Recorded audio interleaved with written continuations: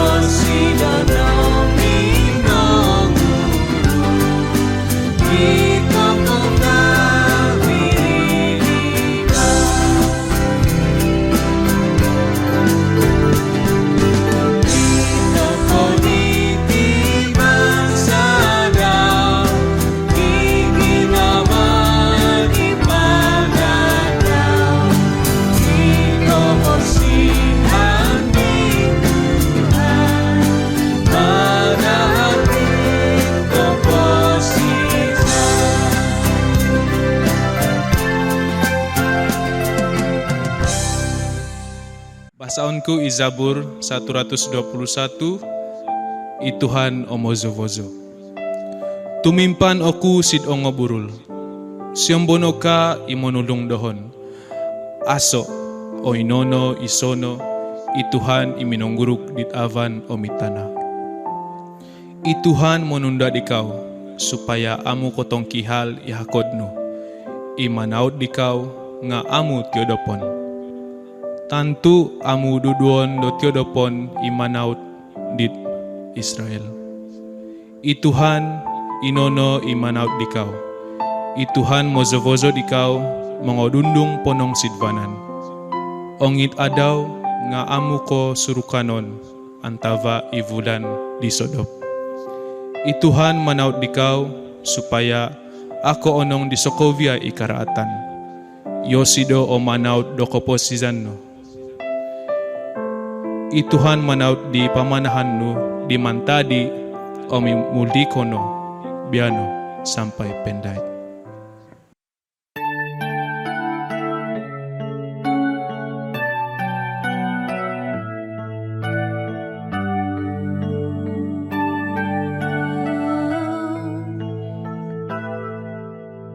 Bukan dengan kekuatanku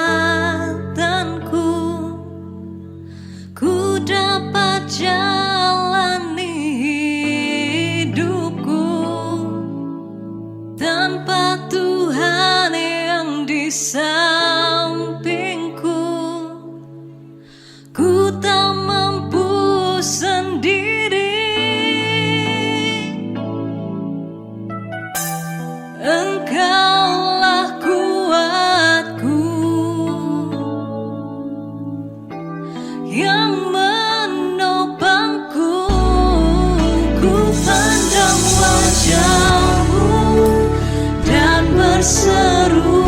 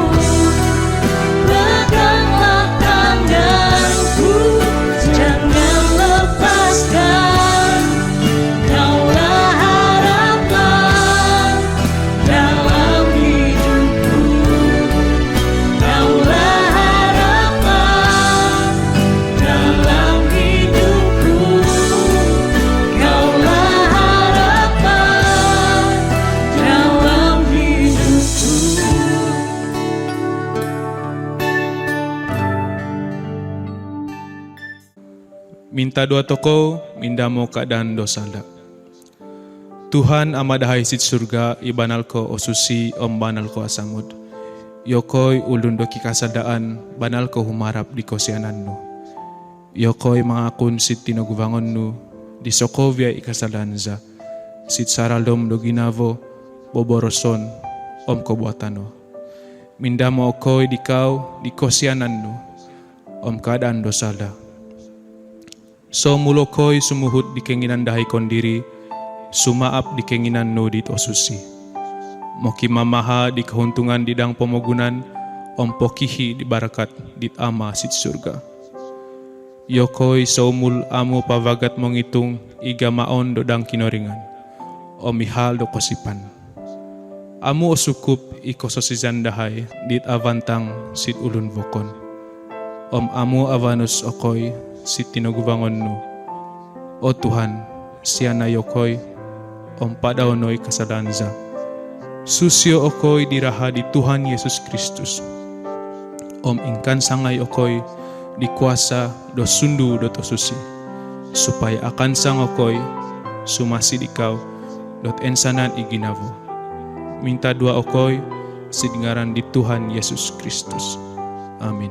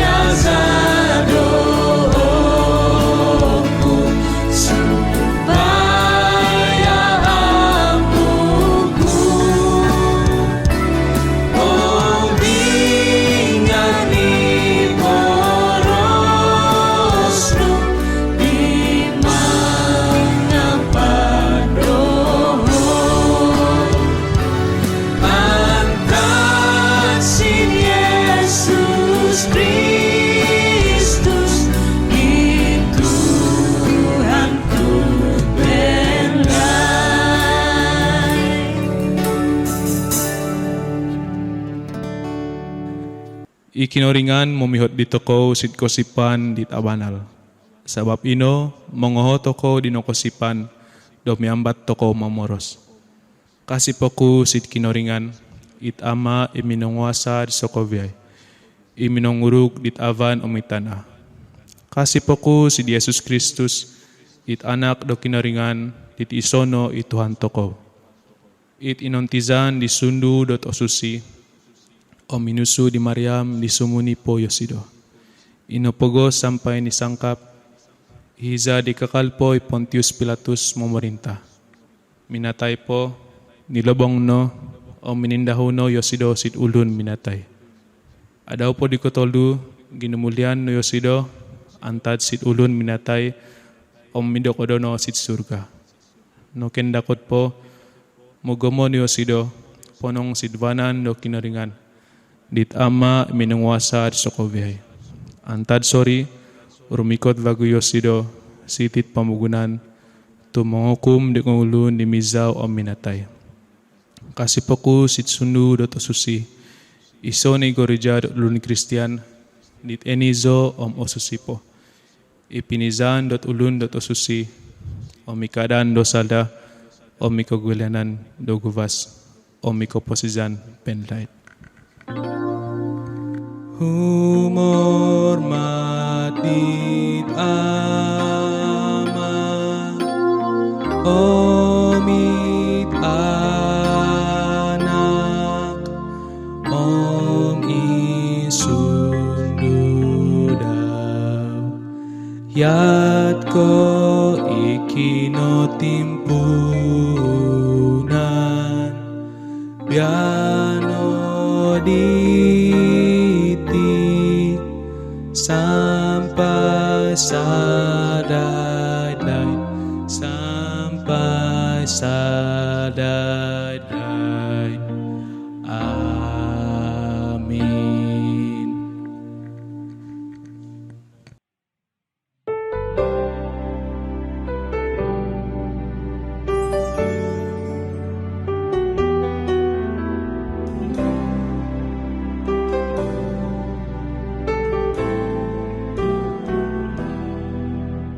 Salam damai, jemaat yang dikasihi Tuhan.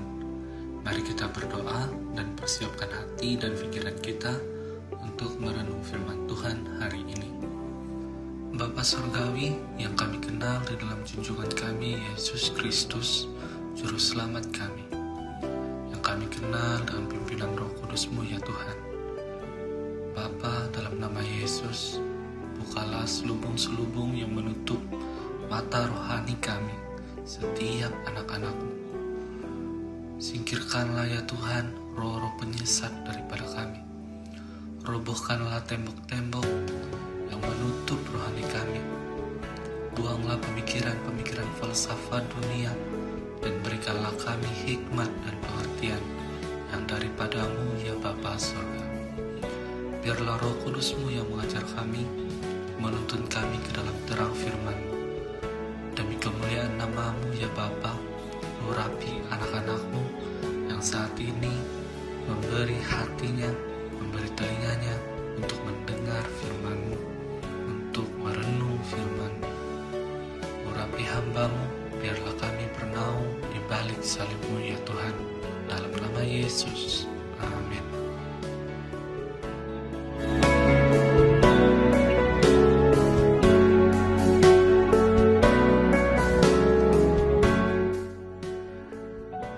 Teks firman Tuhan hari ini dipetik dari kitab Imamat pasal 26 ayat 1 hingga 6. Janganlah kamu membuat berhala bagimu, dan patung atau tugu berhala janganlah kamu dirikan bagimu.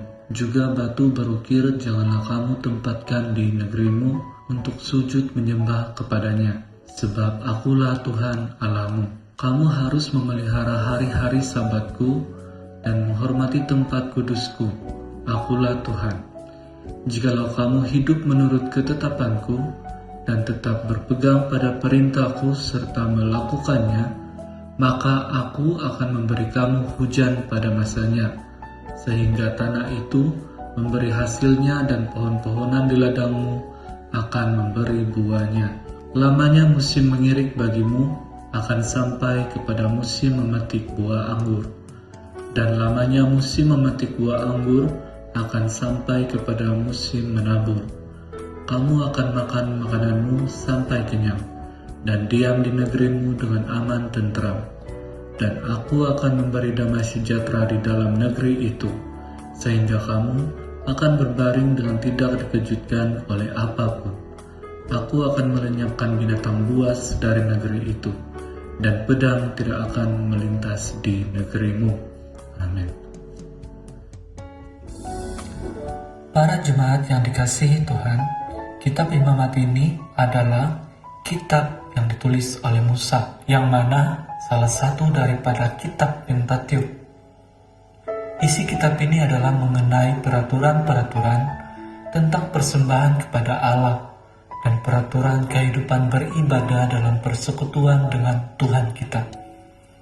Melalui ketetapan-ketetapan di dalam kitab Imamat, Allah memberi jalan kepada umatnya untuk mengetahui kehendaknya, suatu ketetapan dan jalan untuk menjadi kudus bagi Tuhan.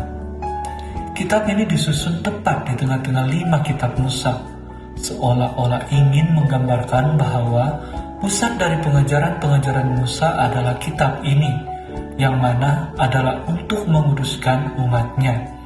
Bahkan hal ini disebut 3 kali di dalam Imamat, yaitu dalam Imamat pasal 19 ayat 2, Imamat pasal 20 ayat 7, dan Imamat pasal 20 ayat 26, dan turut diulang semula di dalam Perjanjian Baru di dalam 1 Petrus pasal 1 ayat 16. Para jemaat yang dikasihi Tuhan, suatu hal yang harus ada untuk kita menjadi kudus bagi Tuhan adalah kesetiaan. Itulah subtema kita pada hari ini, kesetiaan membawa berkat. Kata Amsal, banyak orang menyebut diri baik hati, tetapi orang yang setia, siapakah menemukannya? Nah, seperti apakah orang yang setia itu? Mari kita meneliti hal ini dari pembacaan kita sebentar tadi. Kita masuk pada poin yang pertama. Jemaat yang dikasihi Tuhan, setia itu tidak menduakan. Dari pembacaan kita pada ayat yang pertama, dikatakan bahwa jangan ada berhala. Berhala pertama-tama pastilah merujuk kepada sesembahan selain Tuhan. Malah hal ini adalah hukum yang utama dari segala hukum. Tuhan Yesus sudah meneguhkan hal ini. Malah kita semua juga setiap hari Minggu membaca hukum yang terutama. Berhala ini adalah penyembahan pada dewa-dewi, patung, dan sebagainya. Amalan-amalan perdukunan, juga penggunaan azimat, dan mantra atau yang kita kenal sebagai aji. Semua ini adalah berhala di mata Tuhan. Orang-orang mengamalkan semua ini karena mencari berkat. Berkat keselamatan, berkat kesembuhan, berkat kekayaan. Tetapi semuanya itu adalah berkat yang di luar Tuhan. Dan semuanya itu adalah upaya manusia yang mencari berkat dengan jalannya sendiri. Yeremia pasal 17 ayat 5. Beginilah firman Tuhan, terkutuklah orang yang mengandalkan manusia, yang mengandalkan kekuatannya sendiri dan yang hatinya menjauh daripada Tuhan. Terkutuklah orang yang mengandalkan manusia. Ketika kita pergi berjumpa dengan dukun atau bomo, itu adalah hal yang terkutuk di mata Tuhan, di mana kita mengharapkan manusia dan bukan Tuhan. Jadi bagaimana dengan situasi di masa ini, di musim COVID ini, ketika wabak ini menyerang kita manusia? Adakah kita manusia mencari Tuhan? Adakah kita mengharapkan perlindungan daripada Tuhan, kesembuhan, keselamatan, dan kelangsungan dari ekonomi kita? Adakah kita menyerahkan kepada Tuhan? Atau adakah kita sudah mulai pergi berjumpa bomo, meletakkan harapan kita pada obat-obatan manusia? Jemaat yang dikasihi Tuhan, semua obat-obatan yang kita ambil, jika bukan perkenanan Tuhan, itu hanya sia-sia. Semuanya karena berkat Tuhan. Yang penting adalah sikap kita ketika kita mengambil obat. Apakah kita mulakan dengan doa? Apakah kita mulakan dengan pengharapan kita kepada Tuhan? Adakah kita berdoa dulu? Tuhan, berkatilah usahaku untuk mendapat kesehatan bagi tubuhku, berkati obat-obatanku. Tetapi jika Engkau mau ya Tuhan, walau tanpa obat-obat ini sekalipun, aku tetap sembuh. Jemaat yang dikasihi Tuhan, ini bukan larangan untuk pengambilan vaksin, tetapi di sini adalah melatih sikap kita, di mana kita meletakkan Tuhan yang utama dalam hidup kita, dalam usaha kita berperang melawan penyakit ini, karena kita tidak tahu hari kedepannya itu bagaimana, dan kita juga tidak tahu apa yang terjadi kepada tubuh kita waktu kita mengambil vaksin. Jadi adalah lebih baik kita berdoa kepada Tuhan biar kita dilindungi, baik sebelum divaksin, semasa divaksin, dan selepas divaksin. Semuanya dalam perlindungan Tuhan. Marilah kita berhenti memperdoktorkan bomo dan memperbomokan dokter. Jangan kita membuat Tuhan itu menjadi pilihan yang terakhir dalam hidup kita. Seharusnya Tuhanlah yang utama dalam kita mencari kesembuhan, dalam kita berusaha untuk membuat diri kita menjadi sehat kembali. Carilah Tuhan, dan Dia akan memberikan kita berkat kesembuhan. Dia akan memulihkan kita, memperbaharui hidup kita. Jemaat yang dikasihi Tuhan, setia itu tidak menduakan. Di dalam Lukas 16 ayat 12, seorang hamba tidak dapat mengabdi kepada dua tuan, karena jika demikian ia akan membenci yang seorang dan mengasihi yang lain, atau ia akan setia kepada yang seorang dan tidak mengindahkan yang lain. Kamu tidak dapat mengabdi kepada Allah dan kepada Mamon. Mamon ini adalah uang atau kesenangan dunia. Uang kita atau kesenangan dunia ini dapat menjadi berhala dalam hidup kita, karena akar segala kejahatan ialah cinta uang. Sebab oleh memburu uanglah beberapa orang telah menyimpang dari iman dan menyiksa dirinya dengan berbagai-bagai duka. Karena cinta uang, orang suka berjudi, orang rela berhutang. Karena cinta uang, saudara saling bermusuhan. Adakah itu terjadi dalam hidup kita? Lalu bagaimana dengan gereja? Adakah gereja kita menjadi gereja yang cinta uang? Ada tertulis, rumahku akan disebut rumah doa, tetapi kamu menjadikannya sarang penyamun. Adakah fokus pelayanan gereja sudah berubah? Adakah tugas untuk menggembalakan domba kini menjadi berfokus kepada mencari uang atau dana? Di manakah fokus pelayanan gereja? Adakah para hamba Tuhan khotbahnya sudah mulai berubah dari membangun jemaat, membangun gereja Tuhan, menjadi memancing persembahan?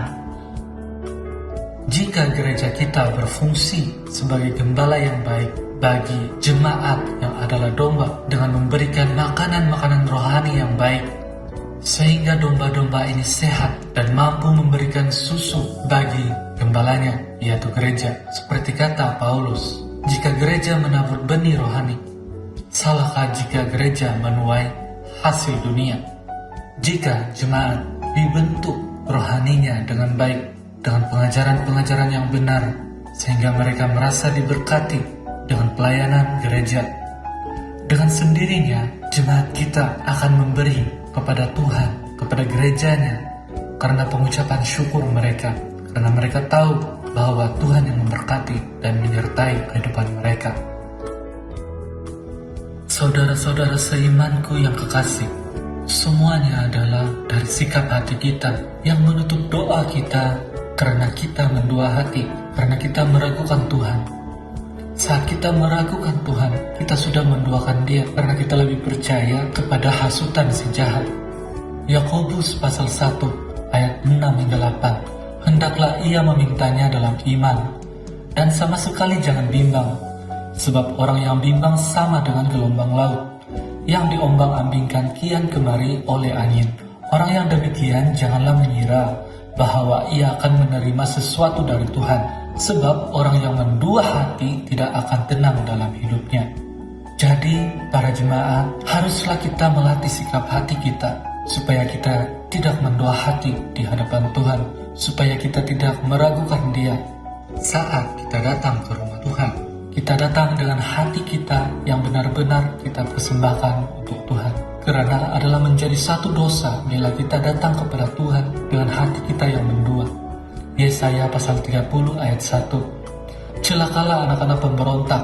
Demikianlah firman Tuhan yang melaksanakan suatu rancangan yang bukan daripadaku, yang memasuki suatu persekutuan yang bukan oleh dorongan rohku, sehingga dosa mereka bertambah-tambah. Bila kita mendua hati saat datang kepada Tuhan, yang ada pada kita apakah itu Roh Kudus? Atau itu roh yang membuat ragu, roh yang menuduh, roh keraguan. Jadi mari kita melatih sikap hati kita untuk meletakkan Tuhan di tempat yang utama. Segala sesuatu yang mengganti posisi Tuhan di dalam hidup kita, yang mempengaruhi motivasi kita, yang menjadi penggerak hidup kita, itu adalah berhala. Segala sesuatu yang tidak berpusat kepada Tuhan dan kehendaknya adalah dosa. Jadi kita bertanya sendiri, apakah kita benar-benar menyembah Tuhan atau hanya kelihatannya seperti menyembah? Kita masuk ke poin yang kedua. Dari pembacaan kita dalam kitab Imamat, kita dapat mengetahui di ayat yang kedua dan ketiga bahwa setia itu punya tindakan, yaitu memelihara, menghormati, patuh, dan penurut. Orang yang setia di mata Tuhan adalah orang yang memelihara hari-hari Sabatnya. Menguduskan hari Sabat adalah hukum yang keempat dari ke-10 hukum. Sejak awal tugas manusia adalah memelihara dan mengusaha apa yang sudah Tuhan berikan kepada mereka. Nah, kepada manusia diberikan hari Sabat. Kata Yesus, Sabat adalah untuk manusia, bukan manusia untuk hari Sabat. Ada yang mengatakan Sabtu itu adalah Sabat yang benar. Apakah benar demikian? Di dalam ayat kedua dari Imamat yang kita baca tadi disebut hari-hari, artinya bukan hanya satu. Apakah hari yang menjadi milik Tuhan hanya pada hari Minggu? Pada masa zaman Musa ada banyak hari Sabat, tetapi pada waktu kita yang sekarang ini, yang hidup di dalam zaman perjanjian baru, apakah sebenarnya Sabat itu bagi kita? Sabat adalah hari istirahat, istirahat yang memberi kelegaan dari semua yang lelah. Yesus berkata, Matius pasal 11 ayat 28, Marilah kepadaku semua yang letih lesu dan berbeban berat, aku akan memberi kelegaan kepadamu. Perhatikan, Yesus yang memberi kelegaan, seperti mana hari Sabat juga memberi istirahat yang memberi kelegaan. Yesuslah hari Sabat kita, dan kita menantikan kedatangan Sabat besar, yaitu hari Tuhan kita yang segera datang. Jadi yang harus kita pelihara adalah iman kita. Yang kita harus pelihara adalah Tuhan di dalam hati kita, di dalam kehidupan kita sehari-hari. Sebab itulah Yesus menjawab orang yang bertanya kepadanya. Matius pasal 12, Aku berkata kepadamu, di sini ada yang melebihi bait Allah. Jika memang kamu mengerti maksud firman ini, yang kukehendaki ialah belas kasihan dan bukan persembahan. Tentu kamu tidak menghukum orang yang tidak bersalah, karena anak manusia adalah Tuhan atas hari Sabat. Jadi bagaimana dengan kita? Adakah Tuhan ada di dalam hati dan hidup kita? Apakah kita membaca firman-Nya dan berdoa kepadanya setiap hari? Ibadah di gedung gereja dan berkumpul dengan saudara seiman dalam pertemuan ibadah itu harus dipelihara, tetapi harus juga mengusahakan ibadah di luar gedung gereja, yaitu kehidupan kita sehari-hari. Kita memelihara Tuhan di dalam hati kita dan mengusahakan gambar Tuhan di dalam hidup kita, sehingga kita ini menjadi taman Eden bagi orang lain, sehingga mereka turut menemukan pohon kehidupan pada diri kita dan mengecap buahnya. Bagi orang yang memelihara Tuhan di dalam hidupnya, setiap hari adalah hari Sabat. Setiap hari adalah hari untuk memuliakan Tuhan. Jemaat yang dikasihi Tuhan, tindakan dari kesetiaan membuat kita menghormati tempat kudus Tuhan. Bagaimana cara kita menghormati tempat kudus-Nya? Ada tertulis, rumahku akan disebut rumah doa. tetapi kamu menjadikannya sarang penyamun. Perhatikan gereja kita. Adakah gereja kita sekarang ini menjadi rumah doa bagi Tuhan? Adakah gereja dan jemaat mengamalkan sikap berdoa di dalam rumah Tuhan? Coba ingat semula bagaimana sambutan kita dengan aktiviti gereja, aktiviti yang sudah direncanakan oleh gembala jemaat kita, yaitu persekutuan doa. Bagaimana sambutan kita? Adakah kita sudah mengambil bahagian untuk menjadikan gereja kita sebagai rumah doa bagi Tuhan? Kisah Rasul pasal 28 ayat 10. Mereka sangat menghormati kami, dan ketika kami bertolak, mereka menyediakan segala sesuatu yang kami perlukan. Perhatikan di sini, menghormati sehingga menyediakan segala sesuatu yang diperlukan. Bila mana kita menghormati tempat kudus Tuhan, pastilah kita menyediakan apa yang diperlukan di rumah Tuhan, apa yang diperlukan di gereja. Jadi adakah kita mempunyai beban itu untuk memberikan apa yang diperlukan oleh gereja? Atau kita mempersoalkan mengapa kita harus memberi kepada gereja? Maliaki pasal 3 ayat 10.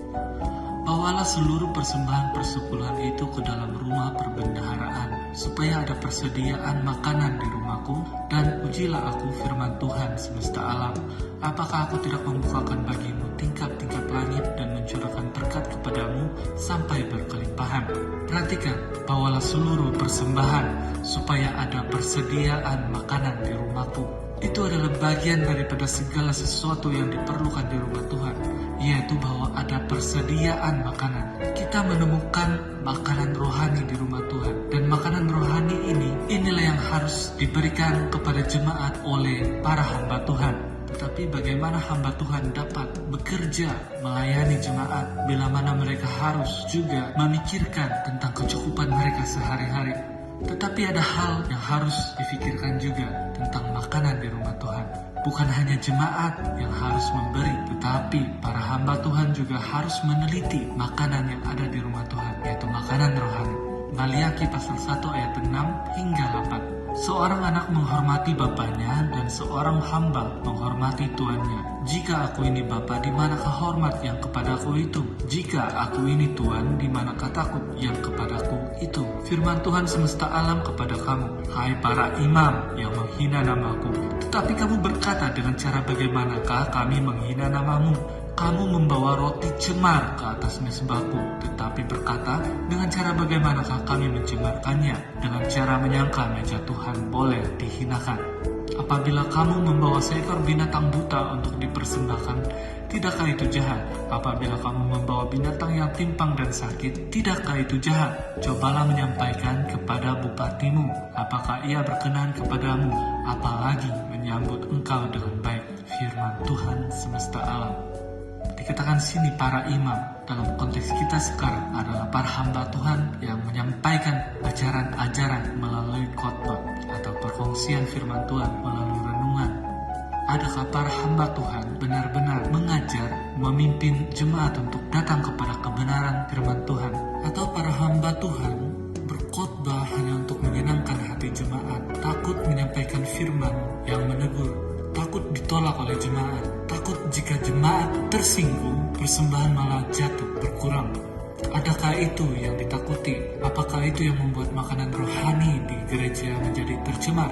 Roma 16 ayat 18. Sebab orang-orang demikian tidak melayani Kristus Tuhan kita, tetapi melayani perut mereka sendiri, dan dengan kata-kata mereka yang muluk-muluk dan bahasa mereka yang manis, mereka menipu orang-orang yang tulus hatinya. Jadi, baik pimpinan gereja maupun jemaat, semuanya punya peranan, punya bahagian. Jemaat memberikan persembahan pada gereja yang bukan sekedar uang ringgit semata, tetapi hidup kita persembahkan buat Tuhan. Begitu juga pimpinan gereja, para hamba Tuhan, memastikan ajaran yang benar diberikan kepada jemaat, memastikan bahwa bukan ajaran manusia yang dimegahkan di dalam rumah Tuhan.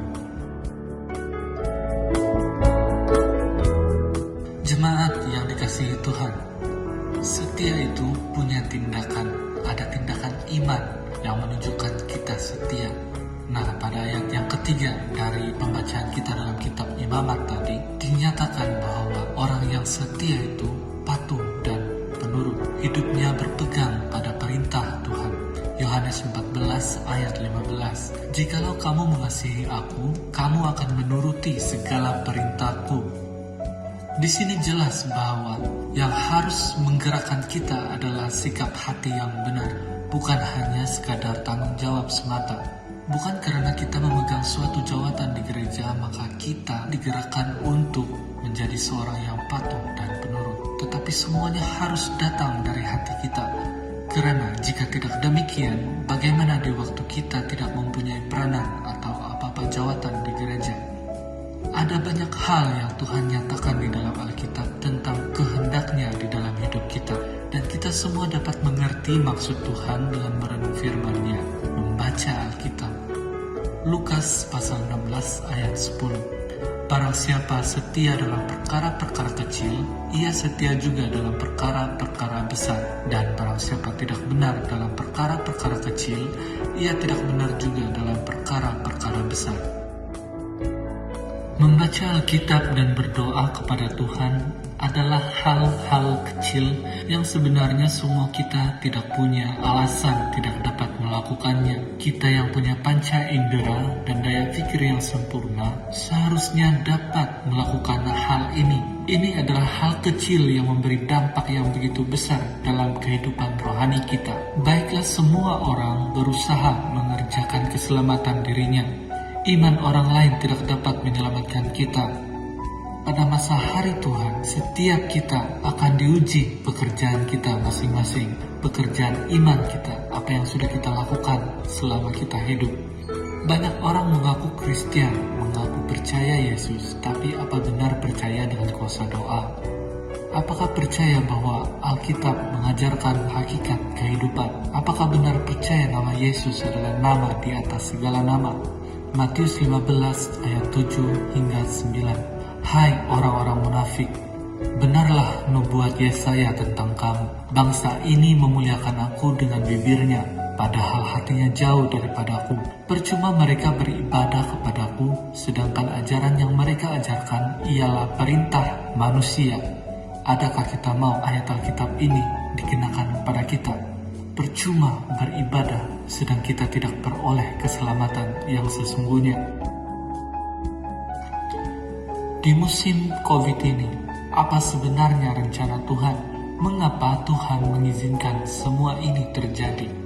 Jemaat yang dikasihi Tuhan, bukan tanpa sebab COVID ini terjadi, dan bukan tanpa sebab Tuhan mengizinkan gereja sekarang ini tidak dibuka. Tuhan mahu kita menunjukkan kesetiaan kita untuk beribadah kepadanya, meskipun bukan di dalam gedung gereja, karena yang Tuhan rindu adalah penyerahan penuh kita kepadanya. Dulu ibu bapa hanya menyerahkan pendidikan Alkitab anak-anak kepada sekolah minggu. Kini bagaimana? Apakah masih tidak sadar bahwa Tuhan mahu ibu bapa berfungsi sebagai pendidik anak-anak di dalam keluarga? Sekolah minggu memang diizinkan Tuhan untuk menjadi sarana pengenalan akan Tuhan. Tetapi sekolah minggu bukan diizinkan Tuhan untuk ibu bapa menjadi malas dalam hal mendidik anak-anak. Matius 18 ayat 6. Tetapi barang siapa menyesatkan salah satu dari anak-anak kecil ini yang percaya kepadaku, lebih baik baginya jika sebuah batu kilangan diikatkan pada lehernya, lalu ia ditenggelamkan ke dalam laut. Tuhan mau kita berbalik kepada kasih yang semula, seperti mana pengenalan akan Tuhan bermula dari satu keluarga, seperti keluarga Adam, keluarga Nuh, keluarga Abraham. Demikian sekarang di musim COVID ini, Tuhan mahu keluarga berfungsi seperti yang sepatutnya. Jadi marilah kita membangun keluarga kita menjadi rumah doa bagi Tuhan. Mari kita membangun keluarga kita supaya beribadah kepada Tuhan. Marilah kita balik kepada kasih yang semula, kasih Tuhan yang bermula di dalam keluarga. Bayangkanlah bila di dalam rumah kita, semua ahli keluarga berkumpul bersama, saling mendoakan dan memuliakan Tuhan di rumah kita. Bukankah itu baik? Tidakkah kita merindukan hal itu? Jemaat yang dikasihi Tuhan, Yakinlah bahwa kesetiaan kita tidak sia-sia. Semua yang kita kerjakan bagi Tuhan tidak akan pernah sia-sia, karena Tuhan pasti memberkati kita. Dari pembacaan kita dalam kitab Imamat di ayat keempat hingga ayat ke-6, dinyatakan berkat-berkat yang Tuhan berikan kepada kita. Pertama, diberi hujan pada masanya. Kedua, tanah berhasil dan pohon berbuah. Ketiga, diberkati untuk menempuh fasa-fasa kehidupan kita. Keempat, makan dengan kenyang. Kelima, aman tenteram dan damai sejahtera. Tuhan memberi berkat, memberi hujan pada masanya. Maksudnya pertolongan Tuhan itu ada bagi kita. Tuhan yang memberikan pertolongan pada waktu kita memerlukan. Bila mana kita setia dan kita betul-betul mengharapkan kepadanya, kita berserah kepadanya dengan tidak mendua hati. Berkat Tuhan itu ada, malah berlimpah bagi orang yang percaya kepadanya. Ladang pelayanan dalam hidup kita ini banyak. Ladang pelayanan rumah tangga, hubungan suami istri, itu juga adalah ladang pelayanan. Dan buah dari perkawinan adalah anak-anak. Dengan bersandar kepada Tuhan, kita diberkati untuk menempuh fasa-fasa kehidupan, dari lamanya musim mengirik akan sampai kepada musim memetik, lalu sampai kepada musim menabur. Yang dulunya tubuh kita kuat sehingga kita dapat melakukan pekerjaan kita dengan cepat sampai kepada mengirik, tetapi seiring berjalannya waktu, tubuh kita mungkin menjadi lemah sehingga pekerjaan kita mungkin semakin perlahan. Yang dulunya kita mampu melakukan pekerjaan dengan cepat sehingga sampai pada musim mengirik, tetapi kini kita baru sampai pada tahap menabur. Tetapi berkat Tuhan membuat semua ini berhasil, karena di dalam setiap fasa-fasa kehidupan kita, Tuhan memberkati sehingga kita mampu makan dengan kenyang. Makan dengan kenyang ini bermaksud bahwa segala keperluan kita Tuhan perhatikan. Tuhan yang menjaga, Tuhan yang menyediakan. Jika bukan berkat Tuhan, ladang pelayanan hidup kita yang tidak memuliakan namanya tidak akan memberikan hasil, dan kita tidak dapat menikmati hasilnya. Jemaat yang dikasihi Tuhan, ladang pelayanan apa yang ada pada kita?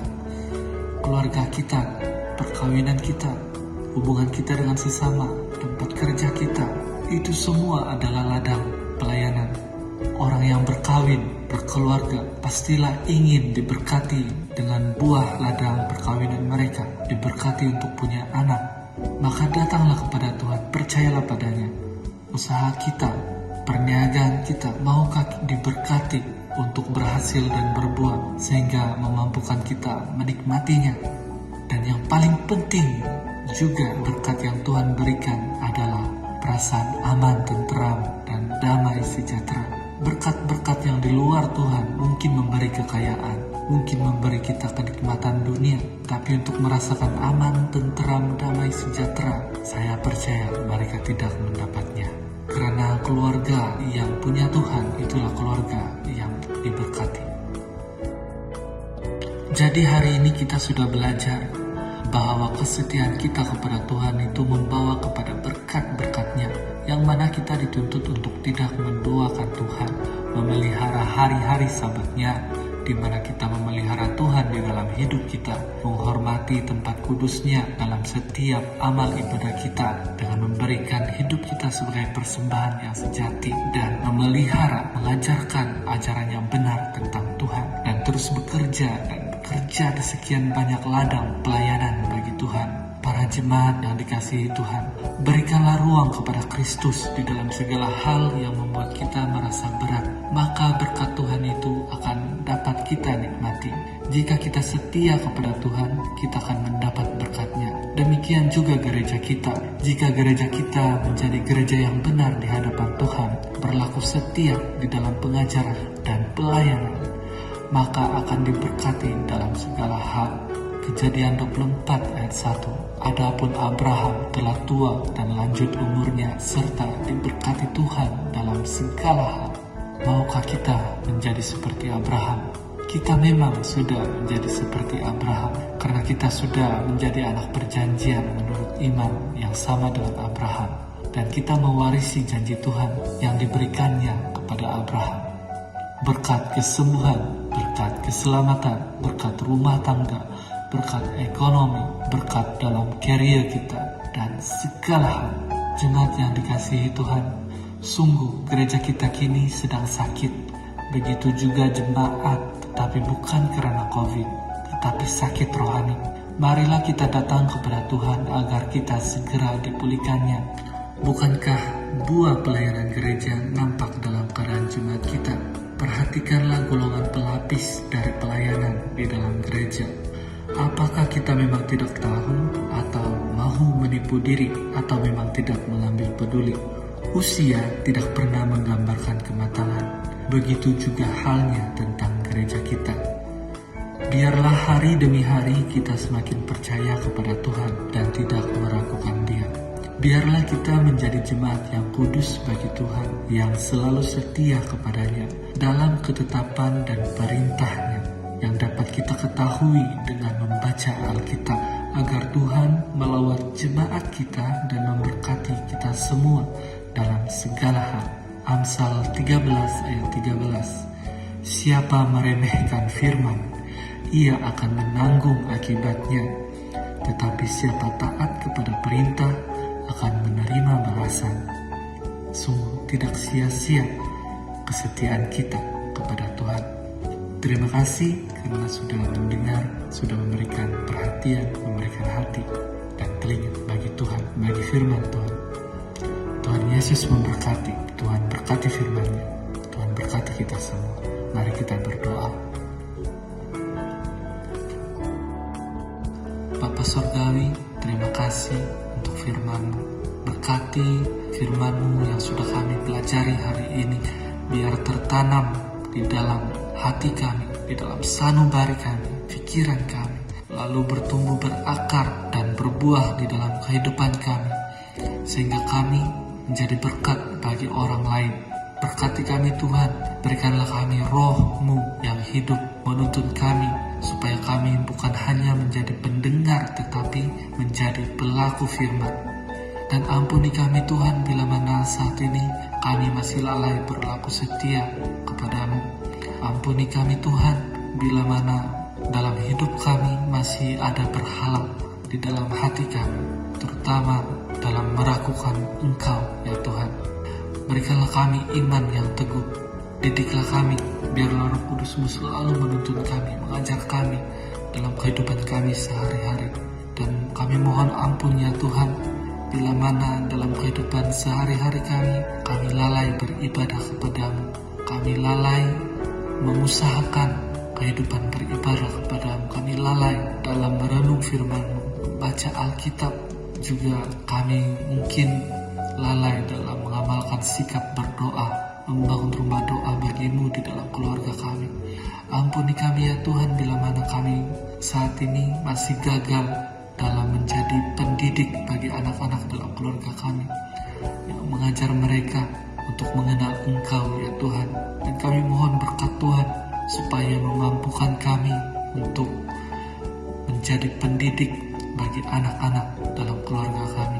Juga Tuhan berkati supaya usaha kami, ladang pelayanan kami, baik itu dalam keluarga, hubungan suami istri, hubungan adik beradik, hubungan dengan saudara-saudara kami yang lainnya, atau dalam pembelajaran kami, atau dalam pekerjaan kami, dimanapun juga ya Tuhan, berkati kami dan kuatkan kami, mampukan kami untuk berlaku setia di hadapan-Mu. Juga Tuhan berkatilah gereja-Mu dan jemaat-Mu di Tinawal ini. Biarlah gereja Engkau berkati untuk benar-benar pakai menjadi alat kerajaan-Mu, mengajarkan pengajaran-pengajaran yang benar tentang Engkau ya Tuhan. Dan kiranya Tuhan yang menyuci kuduskan gereja dan jemaat kami. Terima kasih Tuhan, kami mengucap syukur karena Engkau yang memberikan hujan, yang menyuburkan ladang pelayanan kami, memberi pertumbuhan, memberikan buah pelayanan. Bahkan kami dapat menikmati hasil dari semuanya ini dengan perasaan yang aman, damai, karena Engkau Tuhan yang memberkati. Terima kasih Tuhan, segala kemuliaan hanya bagi-Mu. Di dalam nama Yesus kami mengucap